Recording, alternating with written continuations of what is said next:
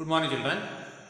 In this class, I am trying to discuss one of the important theorem on similar triangles, that is Thales theorem, also known as basic proportionality theorem.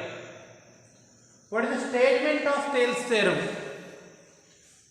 If a straight line is drawn parallel to any one side of the triangle intersecting other two sides, then those sides are divided in the same ratio. What does it mean? Just observe the triangle here. Triangle ABC we have here, and D is drawn parallel to BC, where D and E are the points on AB and AC respectively. So D is parallel to BC. As D is parallel to BC, D will divide AB and AC in equal proportion or equal ratio. That means AD by BD should be equal to AE by EC. Once more I am repeating. According to Thales theorem, whenever I draw a straight line parallel to any one side of a triangle, here I am drawing a straight line parallel to BC, then it will divide other two sides, that are AB and AC, in equal ratio. What are the points now here? D and D are the points which are dividing. So they are dividing sides AB and AC in equal ratio. That's what we are supposed to prove, and this is known as basic proportionality theorem or Thales theorem. So how to prove this? As usual, like proving any theorem, we are trying to write the given things. Data is a given thing. So where to write the data? Data is available in the theorem statement itself. What do we say? If a straight line is drawn parallel to any one side of a triangle, it does mean that there is a triangle. So in triangle ABC, you are drawing a straight line parallel to one side of a triangle. So I am constructing a parallel to BC. So I am writing D parallel to BC. See, writing data is so simple. Data in triangle ABC, D parallel to BC. From where I have got? From the statement itself. Then, what to prove is also will be there in the theorem only. Second part of the theorem will be what to prove. Then, in order to prove something, we need to construct here. For construction, what I have done is, I am constructing DM perpendicular to AE. So DM is constructed perpendicular to AE, and similarly EN is constructed perpendicular to AD. So construction part, two things: DM perpendicular to AC, EN perpendicular to AD. That's all. What to prove now? Second part of the theorem. Then whenever you draw a straight line, those two sides are divided in the same ratio. What are those sides? Sides for AB and AC. These points D and E, they will divide AB and AC in the same ratio. That means you are supposed to prove AD by BD equal to AE by EC. How to prove? In order to prove this theorem, just some basic ideas are required, which you have already studied in class 9. That is, area of a triangle is half into base into height. Then, just observe here, here I have joined B and CD also. You have triangle BDE. Let me share this. Triangle BDE you have, and you have triangle DEC also. These two triangles, they do lie on the same base. They are lying on the same base and they are between same parallel lines. So triangles lying on same base and between same parallel lines will be having equal area. This is also you have studied in class 9. So we are utilizing both.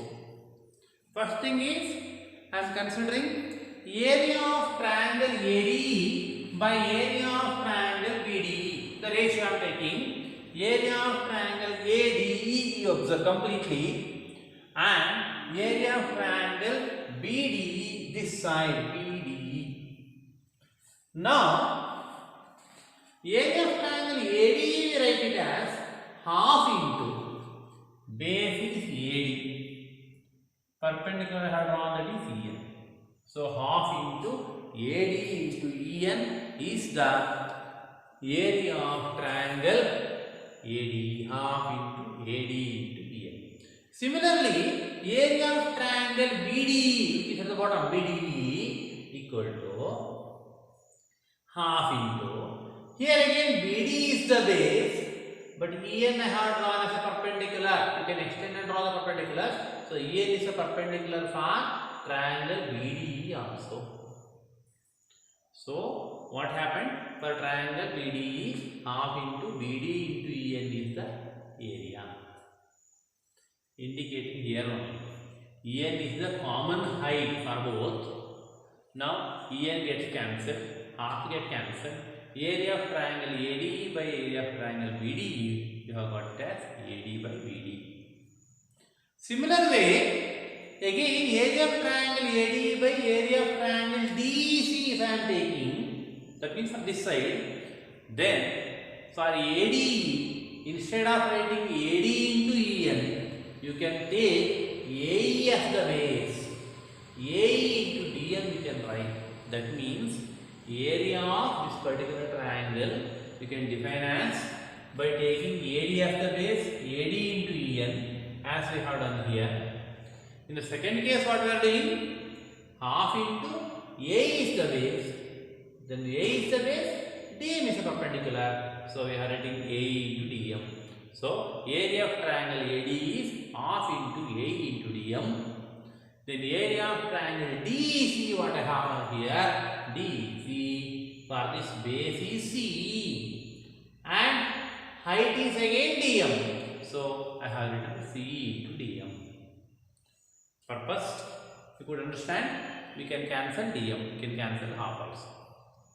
The area of triangle ADE by DEC, I have got AE by CE. Observe these two equations. In the numerator we have area of triangle ADE. In the denominator I have triangle BDE in the first equation, DEC in the second equation.